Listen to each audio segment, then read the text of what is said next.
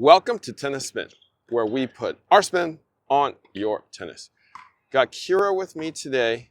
She's kind of struggling to go on the racket journey that she's on because she's played with her rackets for so long.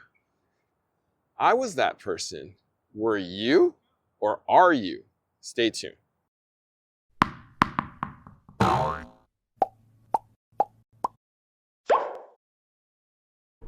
Sky, great playing today, man. Thanks. Good hitting. Oh, thank you. My arm doesn't feel right. Uh-oh. Interesting. I got something. Hang on.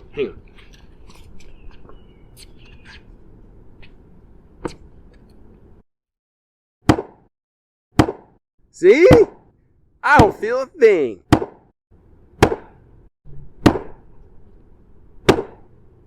Wow. My arm doesn't feel a thing. Feels great.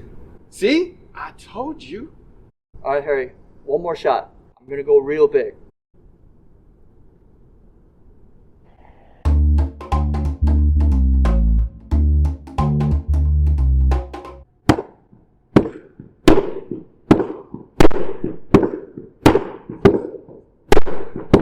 This is great. Yeah.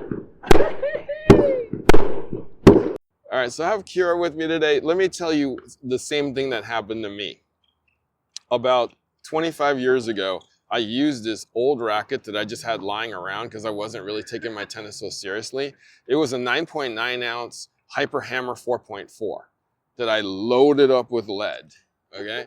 It made it out to about 333 ounces total. So it was pretty heavy. And I kept buying them off of eBay and loading it up, buying them off of wherever I can find them. I used it literally for 15, 16 years. And no racket is gonna feel like that. So my journey literally took 15, 16 years to find something. So I kind of get where you're at, but tell me what you're feeling right now with, you know, you're a pure drive user and you've kind of always been. What is it about this racket that you like so much? Probably my favorite part is just the easy power. I mean, my shot selection is maybe not always the best, but I'm definitely going for the winners. Mm-hmm. So yeah, it's just easy to swing. I feel like, I mean, even if I'm hitting a little bit off the sweet spot, like it's still coming in. Yeah, it's just a big sweet spot. You know, I can be a little lazier, which is maybe not the best thing for my game either. But, you know, it gives me, there's a lot of allowance in this racket. Totally. So, you know, I'll take it. Okay. All right. So what don't you like about it then? Why are we going on a journey? Yeah, so the last time we started the journey was because I'm having arm problems and shoulder problems. So it is just a stiff racket, and so I'm kind of at the point where I might need to start looking for something else, you know, just to help me out a little bit and not be taking Advil or ibuprofen every single time before I play, because that's, not so great. We've tried strings, we've tried dampener. I mean, we have Sky's dampener on there. I actually have that grip underneath here too. Oh, we have the anti-vibe grip in there. Okay. So we're dampening a lot of shock in this racket. Yeah. Okay. All right. So arm issues, need something a little softer. What was the first thing that popped into your mind that you should try? Ooh, what was the first thing that I started with? I remember you asking me about a shift and a clash, possibly. Yes. Yes. Yeah. Went through both of those. You didn't like those pretty fast, actually. Yeah. They really lasted like 10 minutes or 15 minutes. Yeah, they were pretty quick ones, I agree. But you did bring out the Radical, I think, as well. Right, the MP had a little bit of love, yeah. And I had played with the Radical before, so I did know it a little bit. It's still probably one of the ones that I feel a little bit better towards. Okay, so it's still in the running? Yeah, okay. I still feel like I'm lacking something from it. Although they did just come out with the new Radical, actually, so. Yeah, we haven't tried that yet. Yeah. I think you might like it, because I've tried it. Now, I thought Extreme MP. What was wrong with that one? Yeah, I tested that one for a little bit, actually. I I don't know. There's just like Missing something? something I'm lacking a little bit in there. I think that one still got a lot of power in it, and I still felt like I was hitting through the ball. Mm-hmm. I think that one though was maybe just a little bit of the sweet spot getting a little bit smaller. Like I said, with my lazy tennis, Interesting. wasn't helping me as much. Okay. So those were like, I thought Extreme MP, obviously the Clash for your arm. You thought Shift because you probably like the color. And then I brought out the Dunlop SX 300. And then what did you think of that? I liked the 300 right off the bat. Oh. This is probably my favorite one out of all the rackets that I've tried so far. The only thing that I have about this one is I think I need to really hit with it a lot more. And right now I don't really have an off season, which is unfortunate because I think if I just played with this a little bit more, there's a couple shots that I just don't quite have the feel on right now. So if I got those down, I feel like it would be a good switch. Which are those shots? The low forehand. Low forehand. Yeah. Okay. And then my high backhand, but generally that's the one that I don't really like anyway. Interesting. But just more so, I mean, obviously with this one, I've played with it so long.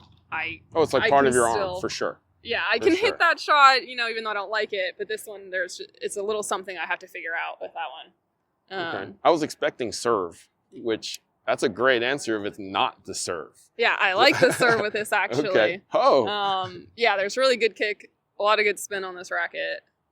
Which I mean, I tend to like to hit flat anyway, but for this one, I like the spin. Perfect. Works well. So because we went down the Dunlop road, you and Jerod actually asked for some FXs, and the 500 was one of them. Mm-hmm.